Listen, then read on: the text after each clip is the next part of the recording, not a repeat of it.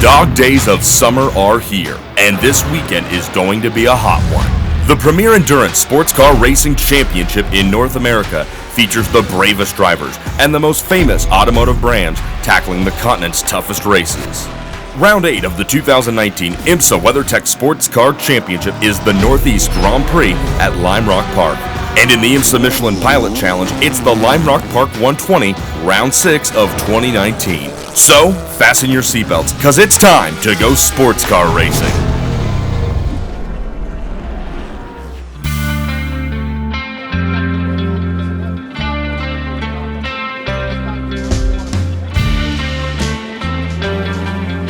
Tucked away in Lakeville, Connecticut, and surrounded by natural northeastern beauty is a 1.5-mile-long gem of a racetrack. Lime Rock Park was opened in 1957 and has played host to everyone and almost everything. The original days of Can-Am, IMSA GT Championships, Grand Am, and the American Le Mans Series have all raced here, preparing the locals for the annual arrival of drivers in the IMSA WeatherTech Sports Car Championship as well as the IMSA Michelin Pilot Challenge.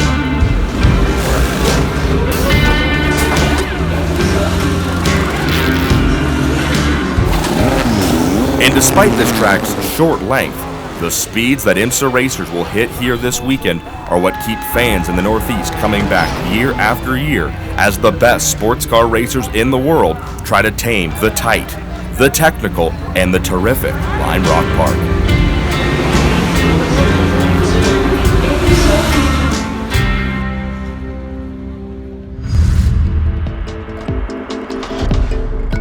Andy Lally and Oliver Gavin are tied for the most IMSA wins at Lime Rock Park in the Northeast Grand Prix among active drivers with 4 wins each.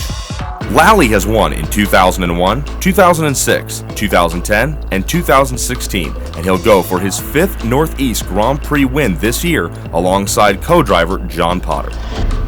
Gavin's 4 wins have come in 2004, 2005, 2007, and 2016. That 2016 victory was the 100th win in Corvette Racing's illustrious sports car racing history. He will be rejoined in the number 4 Chevrolet Corvette by Marcel Fessler, who is pinch hitting for the injured Tommy Milner for the 2nd consecutive race. Patrick Long has won the most IMSA pole positions at Lime Rock Park with 3, the last of which came in qualifying for the last year's race in the number 58 Wright Motorsports Porsche 911. This year, Long is co-driving the number 73 Park Place Motorsports Porsche 911 with Patrick Lindsay. Patrick Long has won the most IMSA pole positions at Lime Rock Park with 3, the last of which came in qualifying for last year's race in the number 58 Wright Motorsports Porsche 911. This year, Long is co-driving the number 73 Park Place Motorsports Porsche 911 with Patrick Lindsay. Speaking of Wright Motorsports, the team is returning to the IMSA WeatherTech Sports Car Championship for the first time in 2019 with Anthony Imperato, a graduate of the IMSA-sanctioned Porsche GT3 Cup Challenge USA by Yokohama. Corvette Racing is the winningest team on the Northeast Grand Prix entry list with 5 previous victories at Lime Rock Park. The team's first victory came in 2004, followed by wins in 2005, 2007, and 2008 prior to its most recent Lime Rock Park win in 2016. Porsche is the winningest manufacturer in IMSA races at Lime Rock Park since 2000 with 19 total victories.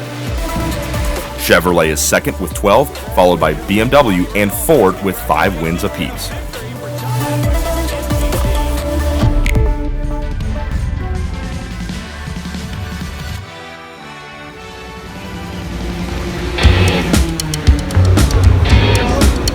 Racing this season in the GT categories of the IMSA WeatherTech Sports Car Championship has been incredible. With multiple winners across the season and some of the greatest GT sports car racers in the world, teams are prepared for the final stretch of the 2019 season.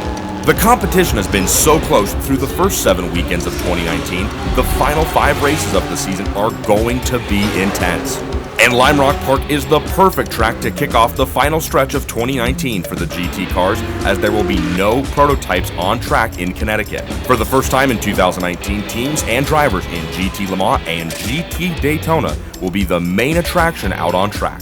As the GT racers do battle at IMSA's shortest racetrack, we learn exactly what goes into a weekend of racing at Lime Rock Park from last year's GT Daytona winner, Brian Sellers. This is the smallest track we have on our circuit. A lot of times people, though, however, mistake small for easy. And let me tell you, this is not an easy place. We were fortunate enough at Paul Miller Racing to win here last year, but there's a lot that goes into it. One of the most difficult things about this place is because of the duration of the track and how short it actually is, you never get any relief as a driver, as a car, from the tire. And so we find one of the biggest things is not only driver fatigue, but also fatigue on the tire itself. So one of the things you look for here is not your outright pace, but your pace of the car over the course of a stint, and learning to manage yourself and the car, and trying to find a way to make sure that the car has good pace over the long haul. It's really easy to come here and to think you're fast after 3, 4, 5 laps, but then after 10 laps be a half second off of where you started and realize that you have nothing left for the next 50 that you have to go. So this race is all about patience, knowledge, and setting up for the end.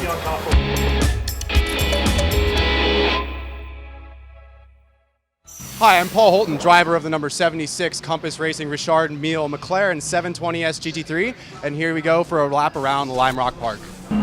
Here we are at start-finish, already thinking about our brake point in a turn one, looking for our brake points after the 300 board, nice and late on the brakes, clip our first apex, let the car track out wide, bring the car back in for the second half of Big Bend, roll on the power nice and early to continue the rotation, hustle the car back to the right for a good run through the left-hander. All we're thinking about is our rolling speed through turn 3 to get a nice run onto No Name straightaway. Not much of a straight here, very easy to defend, looking for a nice break into the chicane, being careful to clip our curbs but not run them over, they will hurt the car. Expect a lot of carnage here in the race. Already thinking about West Bend, just a brush of the brakes, rolling good speed, early throttle committal to get the rotation. Coming down the downhill, lots of compression at the bottom, just to squeeze off the throttle, rolling back to power to get a good run onto the front straight here at Lime Rock Park.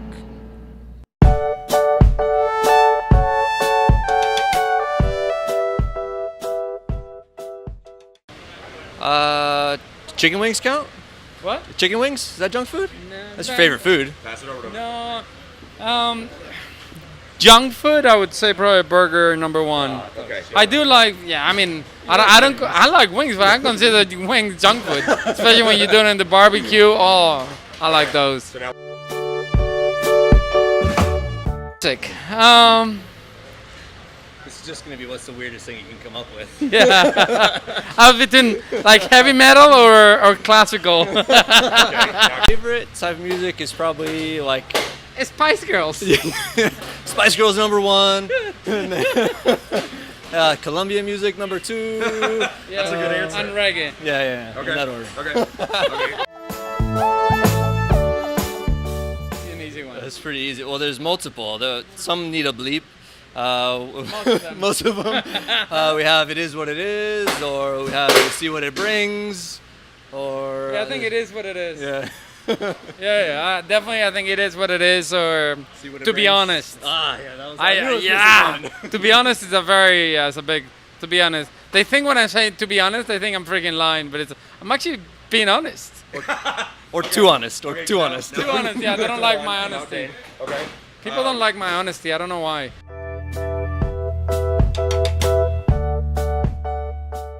Juan's gonna say that Simon is the better singer in the 6 car. Because neither of us. Yes! He's got this special accent, so, Simon, it's romantic. They're romantic, he's French. And we just love onion soup. So much.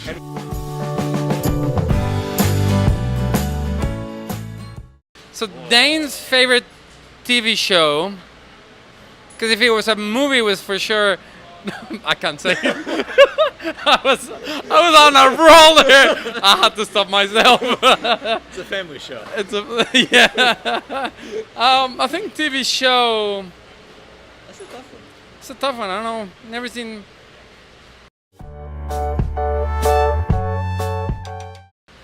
Supergirl. Supergirl. Okay, let's go over that. No, SpongeBob. You got 2 kids. There is a lot of SpongeBob in the house. I was with 2 kids. Actually, Supergirl's not bad. I've seen it. I've never seen it. You know, I'll take your word for it's it. a TV show. I watch it when you travel as many hours as I do. You have to come up with stuff to watch. Yes.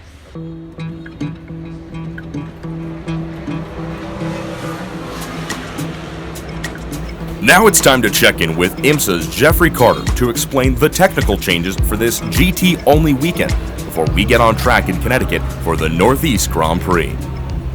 This week, WeatherTech Sports Car Championship here at Lime Rock Park, Connecticut for a GT-only event, meaning GTLM and GTD, two-class race. In GTD, 3 changes. The BMW M6 will receive a power reduction, meaning less boost, less capacity. So 2 liters of fuel out, 9 kilowatts of boost. The Ferrari will receive a mass change of 10 kilos less mass. It hasn't been performing up to par with the others. Second race in a row with a mass reduction there. The Porsche, coming off of a win in its last race, however, will receive 5 kilos less mass as it's been technically performing behind the average in the class.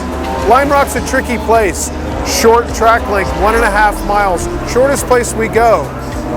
Keys to performance here, tire degradation, braking, downforce level. With a less than a 1-minute lap time, key decisions for strategy in the pits. How much fuel do you take? How many tires? Managing your average lap time for tire degradation, all keys to good performance here at Lime Rock. Hope you enjoy the race. And there you see a look at the 1.5 mile circuit that makes up Lime Rock Park. Turn 1, Turn 5, great passing opportunities as the green flag is ready to fly, and we are racing here with GT Le Mans and GT Daytona. The Porsche teammates of Lawrence Van Thor and Nick Tandy in the 912 and the 911 sort themselves out up at the front. Behind them, it's going to be Dave Felipe in the number 25 BMW slotting into third. It's his teammate in the number 24, kicking up a little bit of dust on the exit of turn 1. Trent Hinman and Ben Keating lead the way in GT Daytona, and there's Cooper McNeil and Marco Seifried racing side by side in GT Daytona.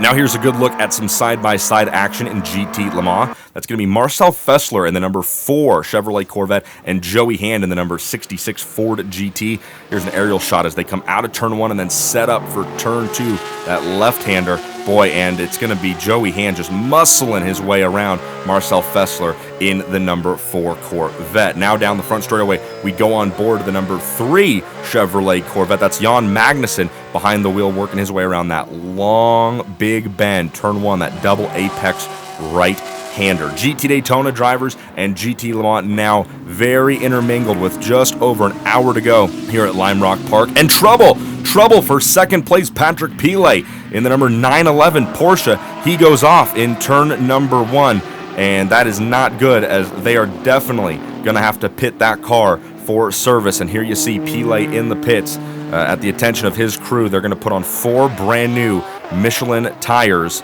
and pack this Porsche 911 full with as much VP racing fuel as they can get. The Michelin tires are on. The car comes down off the jack stands.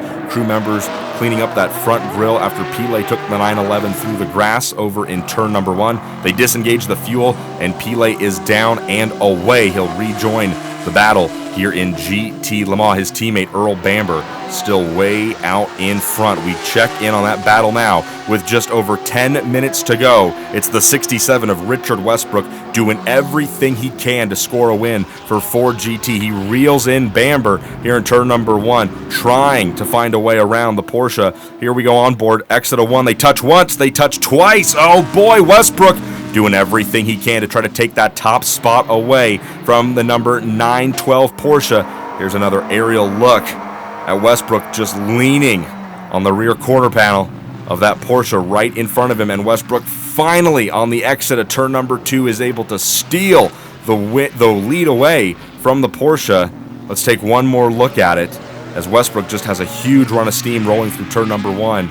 And he's able to take the lead, and that's going to be enough to give him the lead for the final 10 minutes as Westbrook now cruises around Lime Rock Park for the last half of the final lap here in Connecticut. He is just ready to see the checkered flag GT Le Mans is going to go to the 67, but here we go, the battle in GT Daytona not over yet, as that's Olsen in the number 9 Pfaff Motorsports Porsche. That's the number 86 of Mario Farnbacher trying to get around for the race lead and the win. This is the final lap. Farnbacher doing everything he can to get back around that red and black checkered Pfaff Motorsports Porsche. Up front, the checkered flag is going to wave for the number 67 of Richard Westbrook as he wins for Ford GT Chip Ganassi Racing here in Connecticut. But what about in GT Daytona? That battle not over yet. The field coming underneath the bridge down the hill.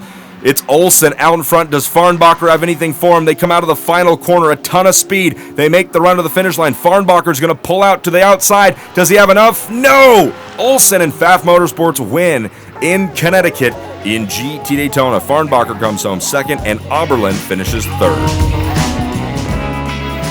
IMSA WeatherTech Sports Car Championship standings. DPI class. LMP2 class.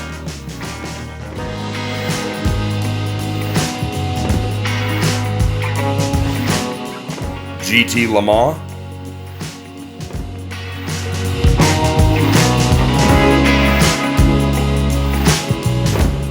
GT Daytona,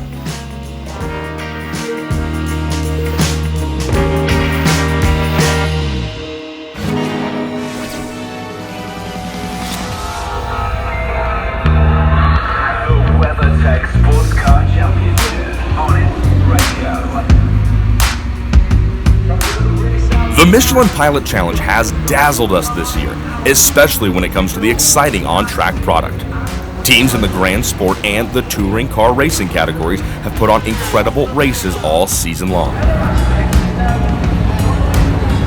As they take to the short track here in Connecticut, we hear from the 2018 TCR class-winning co-driver, Michael Johnson. Last year was an amazing year, and we had some great results, especially after what happened here last year at the Roar when I broke my right leg. So it was really remarkable how I overcame that, come back up Mid-Ohio, and we just kept chipping away at the results, and we finally got our first win at Lime Rock. That was pretty special. I mean, that was something I've been waiting for my entire life, and to be on that main stage that everybody can see is something that I'm gonna have with me the rest of my life. And I want to keep them coming. With Steven Simpson's drive, he did a phenomenal job. He definitely knows how to work his racecraft, and he's teaching me so much. It's something that we're going to remember forever.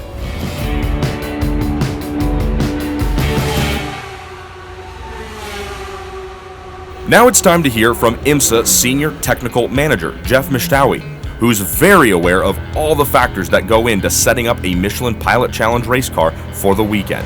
He shares an inside look at Lime Rock Park. This race, we're partnered with the WeatherTech GT Series only this time. This is the two different series on track. We actually use two different course configurations, which is a little bit of a challenge. The Pilot Series cars run the classic course with the steep uphill, and the cars kind of get off the ground a little bit. It looks pretty impressive. The faster GT cars in the WeatherTech series, they use the chicane to shortcut that. You know, for safety, the worries of a car blowing over, but getting off the ground is pretty high. A racing tire has to withstand so many more forces at very strong, very high levels. You think about all of the forces that happen in a race car, braking, cornering, acceleration, and how extreme they are versus the road car counterparts. As compared to years past, has gone up tremendously. And Michelin's done a really good job of making a tire that can support all that energy. So to support that, Michelin has put in place limits on tires as far as the camber angle that they can be run at and pressures in order to support that level of energy in all the race cars, be it in GS or TCR. So a big part of what we do and what we do on these scales is measure the setup of the cars so we know how accurately they're following these conditions and limitations set by our tire partner. And here we go, waiting to see the green flag to kick off the next round of racing in the IMSA Michelin Pilot Challenge here at Lime Rock Park, and we are underway. Owen Trinkler out in front in that Team TGM Mercedes. He does a good job at sliding down in front of McQuarrie as your front row settles things up front. Behind them, though, it's anybody's race as drivers in the GS and the TCR field lean all over each other here as we get 2 hours of racing underway here at Lime Rock Park. Owen Trinkler grabbed that pole position earlier in the day in qualifying, and he has used it solidly to get out in front as the field now makes their way down the no-name straight. Drivers looking for every opportunity they can to make a pass-4 position. Ooh, and now a good side-by-side battle between Bill Oberlin on the inside in the blue and yellow Turner Motorsports BMW. He is going to be able to get, it looks like, 4th position away from Jesse Lazaire. Lazaire in that McLaren, racing for Motorsports in Action. Bill Oberlin and Lazaire trading a little bit of paint at the top of the hill, coming down to complete another lap. Oberlin able to get the 4th position away for now, but with an hour and a half of racing still to go, as Oberlin in that blue and yellow BMW focuses on getting around traffic in front of him. He's got to be very mindful that he's got Jesse Lazaire, who they are racing very closely in the points picture right now, is right behind him, and these guys are fighting for a spot in the top 5. Oberlin is safe now, but he's got to stay on his game if he wants to keep Lazaire behind him. Meanwhile, in TCR, it's Michael Lewis out in front in that Hyundai Veloster leading the way in TCR. It's going to be Cox here in the number 35. There we go, the Mercedes leading the way currently in GS. They're coming off a great run not too long ago at Watkins Glen International just a few weeks back. Jeff Westphal in the number 39, who shares that car with Tyler McQuarrie, running in second currently, and then Hugh Plum has taken over for Owen Trinkler in the number 46 and is racing right now with the Rebel Rock Camaro. There you see it right there. And now the field making their way down the hill as the pace car ducks in. We resume racing after a full course yellow. Hugh Plum in that number 46, defending high, now defending low, trying to keep the Rebel Rock Camaro right behind him. And it looks like Plum's going to be able to do a good job, but the Camaro all over his back bumper as they roll through turn 1, that long right-hander, big bend. And Plum doing a good job, but boy, the Camaro is not backing off at all. That's Robin Liddell in the number 71, trying to clear the number 46 of Hugh Plum late in this race. Only 26 minutes to go. Boy, Hugh Plum and Robin Liddell having a very epic fight up here at the front of the pack in Lime Rock Park. They make their way up the hill. 4 tires nearly coming off the ground. Meanwhile, in TCR, there's Mark Wilkins, the leader currently with under 5 minutes to go in the TCR category, way out in front, 2.7 seconds. Mark Wilkins' lead is over Steven Simpson, and that's going to be enough to see the white flag out in front for Wilkins. He's got 1 lap to go. Meanwhile, in the GS category, Hugh Plum out in front of Jeff Westphal. Plum makes the way down the hill for the final time. He's flashing the slower traffic in front of him, letting him know that he's coming through. And out of the final corner, he is ready to see the checkered flag here at Lime Rock Park. Team TGM and Hugh Plum score the win in the GS category as the VP Racing Fuels checkered flag waves. Jeff Westphal in the number 39 comes home in second, and Eric Foss brings the number 56 machine home in third place. Meanwhile, in the TCR categories, Mark Wilkins, there you see him right there, now has grown his lead to 4.2 seconds ahead of the Audi of Steven Simpson. Wilkins makes his way underneath the bridge down the hill for the final time. He'll aim for the right-hander. He's just got to keep it on the track. He can see the checkered flag waving now, and it's the number 98 Hyundai Veloster from Brian Herta Autosport with Curb Agajanian scoring the win in TCR here at Lime Rock Park. They get the job done. Steven Simpson comes home in second. There you see his teammate Michael Lewis on the wall. IMSA Michelin Pilot Challenge point standings. GS class. The TCR class.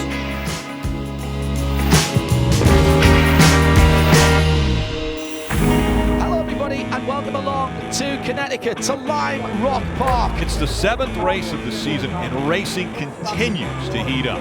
It's really hot. 118 degrees on the racetrack. It is a hot one. Prepare for the start. Safety run, lights out, we are green this time. Lights out, green this time. Green flag flying at Lime Rock Park. Vanto just took off. Track is clear. Try board TC if needed. He goes to the outside. He gives him just enough room. That was great respect there. Yes, he comes around the outside, and that is a very bold manoeuvre. It has to be a blend of patience, aggression, but controlled and decisive aggression when you're coming through traffic here. 35 minutes to go on this set of tires. Doing a great job. The strategies are still being played out. Got to get around them. Yeah, copy that. Just stay focused here. That's good. Look after those tires. Great job on fuel. Save a little more if you can. What about keys to the race? Pit stops and the strategy therein. So many different options here at Lime Rock.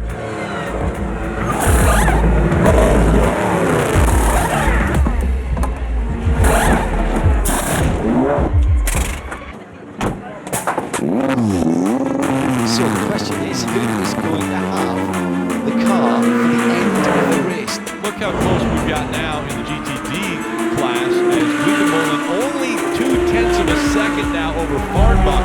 Oh, that's a change of position as Dennis Olsen has gone through into second place in GTD. Number 9 looking very strong. We're in a good position. We can go long.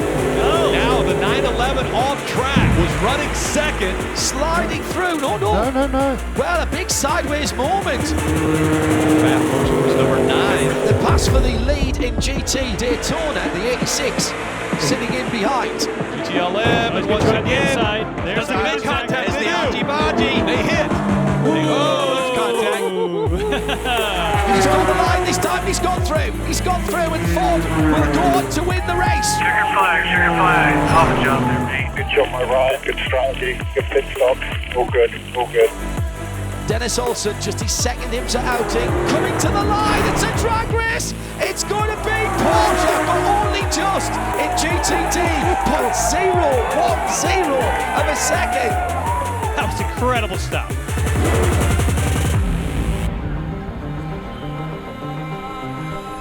Drivers, start your engines!